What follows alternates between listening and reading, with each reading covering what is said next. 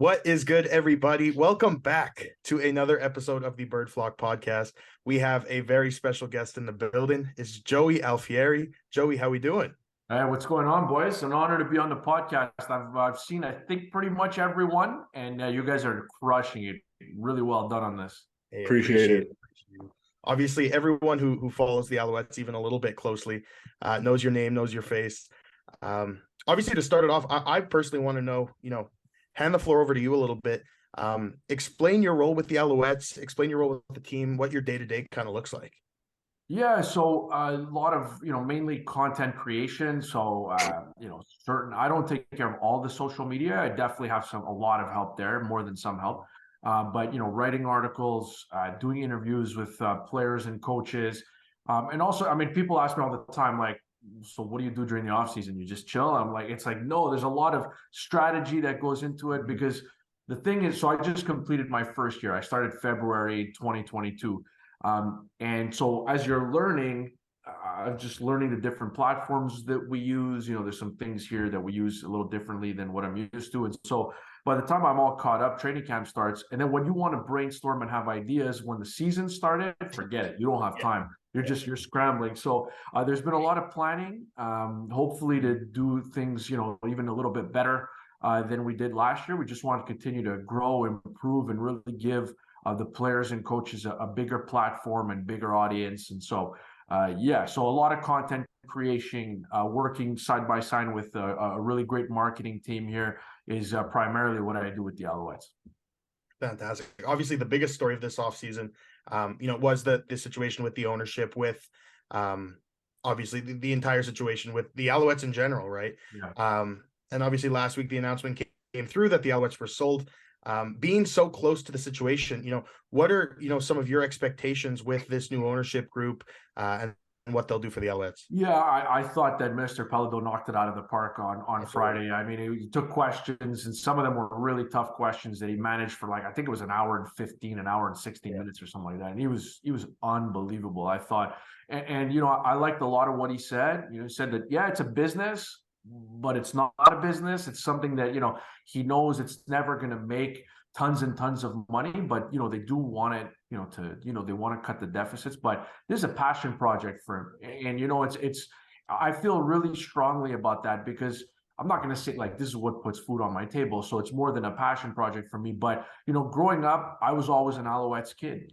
This is a team that I connected with, via the community and via what the success that they had on the field. And so, I feel like our visions align quite a bit. And I got to tell you, like, based on everything that I've heard, I'm really excited for what's to come with Mr. Pelado. I mean, he didn't promise extravagant things, which I like from an owner, because a lot of guys will come in and promise the world and then under deliver. I thought that the press conference was spectacular. I thought he did a really, really good job. And I really think that the Alouettes I think we're all going to be a lot better under Mr. Pelado. And it's no, it's no disrespect to previous ownership. Gary Stern and his family did a remarkable job. They're one of the people that gave me the opportunity here to work, and they came through. I think the commissioner mentioned it a lot, came through and at a difficult time in the CFL's history and the Alouettes history. But, I think, they take us to one level. And then I think the next person, I think Mr. Pelado is going to help take us to another couple levels. And I like that he said he's in it for the long haul. There's nothing short-term about this.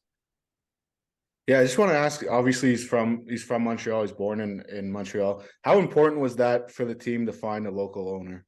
Yeah, I think it's super important. I think if you look at the way the league is set up, what new ownership has done for the BC Lions in a short amount of time is huge. And I think it's hard for, especially in this province, I think it's hard for an outsider to walk in and understand the market. Somebody who's not from here, I feel like it's a real unique market. And so to me, to have somebody who understands what the Alouettes mean in the community, the challenges that come with, being a Canadian Football League team in the province, I think it's really, you'll be further ahead in, understanding what the goals and expectations are when you're local. And I just think that, as committed as the previous owners were throughout the years, they were super committed. But having somebody from here for the first time in a long time I think there's going to be a better understanding of what needs to take place. And so, I think it's going to take time to turn this thing around and get this thing firing on all cylinders. But, I have all the confidence in the world that Mr. Pelado is the right guy to do that. And being from here is a big time help. I think you bring up a really great point. Mm-hmm. And yeah, I mean, you mentioned passion project. Like throughout the whole process, Shane and I were joking, we got to start scraping some pennies, lifting couch cushions, buying the Alouettes. Like you said, it's these super fans, I guess we could say, have such a great relationship with Montreal and with the Alouettes that I think became really evident during some of these tough times, and these people coming out of the woodwork and just expressing their love for the Alouettes. One of the biggest things throughout that process was Danny Mac came out and said that, he had his budget shut down. He didn't, everything was up in the air. And I think you liked one of my tweets on Twitter that said, I don't think people are giving him enough credit for what he was able to do during those first few days of free agency. What's your insight into that a little bit? Obviously I think you share the same sentiment as me. 100% do. And I know it's easy to pile on when you're not re-signing your own players, leading up to, your key players leading up to the free agent window. But I think, Danny Machocha and his staff, I mean, they knocked it out of the park. Like, if you take the budgetary constraints aside, and you would have told me, like, listen, there's no budget issue, you can spend whatever you like, and this is the team that they would have presented to me, the team that they signed, I would have been like, shoot, sign me up. I really like the guys that they brought back. There's a lot of key players that have been re-signed. Not everybody, but a lot of the key ones are back. And you look at some of the additions that they've made, and I think for the type of team that they want to have, the type of offense they want to run, I really like the Cody Fajardo fit. I like that Stanback is back and healthy. I like that they found a way to re-sign Walter Fletcher. Jeshrin Antwi's still here. Tyson Philpott's going into year 2. And I mean, all he did was dominate in that playoff game in Toronto. Keon Julian Grant had a big year last year. I think he's going to get better. And so I know, if you look at the receivers, there's some question marks there. I've done the exercise. I've gone through the highlight tapes of a lot of the American guys who we don't necessarily know, who we haven't seen on a CFL field just yet. And, I'm convinced that you're going to find some talent there. I think you're going to have a couple guys step up in training camp and really seize some of those important opportunities. But just what's being built here, considering the challenges that they faced during this offseason, I tip my cap to Danny Machocha and his staff, because they had to piece it together very quickly, and they did a remarkably good job. I really believe, look, it's going to depend on how all this gels in training camp, because you never know. But, to me, I look at this team on paper, at least, and I say this is a team that can compete for the East Division. There's 100%. No doubt in my mind. Absolutely. You just mentioned kind of what I wanted to touch on for my next question. Cody Fajardo, you tweeted out saying that you're taking the QB room against anybody in the league right now, but it's 2 new guys and a guy that we haven't really seen much about. So I just want to give, can you give the fans kind of insight on what these 3 guys bring each individually? Yeah. So I'll start backwards. I'll start with Davis Alexander, because he was here and he just signed a new extension with the team, right? So going into training camp last year, I saw every training camp practice. I was there every single day in Three Rivers, watching with my notepad and taking video, taking pictures, the whole bit. I didn't know Davis Alexander from a hole in the wall. I didn't know him before he got here. I read up on him once they had signed him, but I was really impressed. Like, it was one thing to see what he accomplished in the preseason, in the fourth quarter, leading, 2 comeback drives for touchdowns. But to watch him every day in practice, and then to see him get a little bit of playing time in the regular season finale, I mean, it was impressive. I mean, there are some throws he made that I wish I was recording on, because there's some throws he made, I think, that would wow a lot of people. And so the guy I think he's just turned 24. He's a kid who, there's no doubt in my mind that he has everything it takes. And we had this conversation before he went back home. Like, I've been watching the Canadian Football League for a long time, and there's some quarterbacks that just have it, and he seems to be one of those guys that just has it. And so there's no doubt in my mind that down the road, this is a guy who's going to be a potential franchise quarterback in this league. With the 2 new guys, the thing I like about them, they both play a similar style. They're guys who, can throw on the run. They're mobile. But again, with Caleb Evans, 24-year-old in a tough situation in Ottawa, there was a couple times last year where he was named CFL Player of the Week. So you saw those flashes. There was a game they played at home against the Alouettes where Montreal won. I think it was like 40-33. I think that was in July, if I'm not mistaken, where he was unbelievable. He was really good. And I know he's played quite a bit, but he's a guy who made the leap straight from college, Louisiana Monroe, to play games in the CFL. And he's 24 years old. And to me, I think he's another guy who could be a franchise quarterback in this league. So when I say the Owls have the best quarterback room in the CFL, you might tell me that there's other teams with a backup that's more proven. But I think there is not another roster, there's not another quarterback room in the league that has two guys at 24 years old that could one day be franchise quarterbacks. And then you have Cody Fajardo, who coming off a tough season, he'd be the first one to admit that to you. But a mobile quarterback, any quarterback, but a mobile quarterback who tears his MCL in the second game of the season, going to be tough. Yeah. I don't want to take shots at the Saskatchewan offensive line. I'll let you piece all that together. But you make it, it's a difficult situation that he's coming from. And so I think he has a chip on his shoulder. Wasn't too long ago, he was a CFL All-Star quarterback in 2019, ran for almost 700 yards. Threw for over 3,000. So I think with the type of offense they want to run, you have an offensive-minded head coach in Jason Moss that's very familiar with Cody. To me, you have a starting quarterback right now, and you have two guys who can develop into really good starting quarterbacks down the future. It's my opinion. I know there's people coming after me on Twitter. I just think that I'd stack this quarterback room up against any in the league, and I'll take this one. I'll go to war with you on that one too. Yeah, I'm backing you on that one also. I appreciate it. And now we go from the current quarterbacks to a former quarterback in Jason Moss, their new coach, hired in December, I think it was. The familiarity with Cody Fajardo. What are you expecting from Coach Moss in his first year with Montreal? Yeah, I gotta say, I knew Jason Moss was a smart man. I did. I knew I was a big fan of the work that he had put together, as a player and then as a coach. And he came through the coaching ranks very quickly. As soon as he retired, became a quarterback coach in Toronto, helped them win a Grey Cup, became an OC just a few years later in Ottawa. 1 year as an OC, they lit it up with Henry Burris at quarterback, and he became head coach. And I thought it was interesting. Everyone's like, well, he got fired in Saskatchewan, got fired in Edmonton. Why make him a head coach? I mean, I think right now it's tough to debate that the best head coach in the league is Mike O'Shea. And go see, I found some quotes of Mike O'Shea talking about how difficult this business is.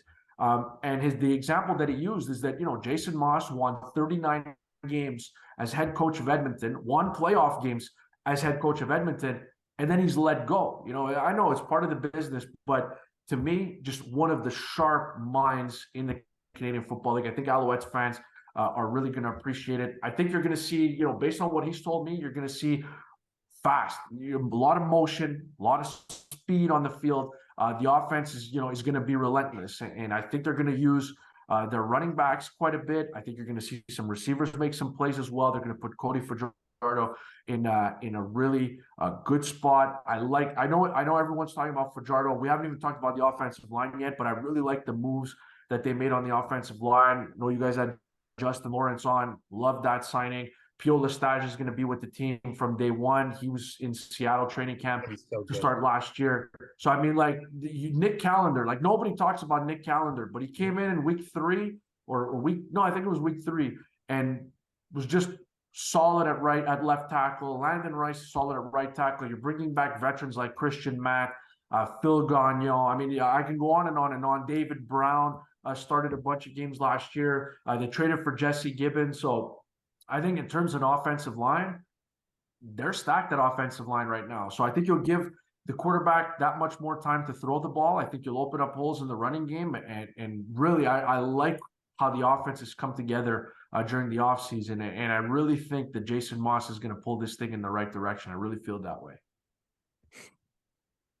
Absolutely. And now we're running a little short on time, Joey. Obviously, we could talk to you all day. You've obviously, in your time in the role, just a year now, it's clear you've built such an awesome relationship with the players, and you're so involved with the players. So I have a few situations here. Let's go. Hold on. Let me get my notebook. All right. Give me a little quick first name that pops up to your head. Which player this applies to most? Okay. So the funniest player on the Montreal Alouettes, the best one-liners, all of that. Oh man. Oh, you're gonna have some guys come after me here. Um, man, funniest guys. One of the funniest guys. What do we got?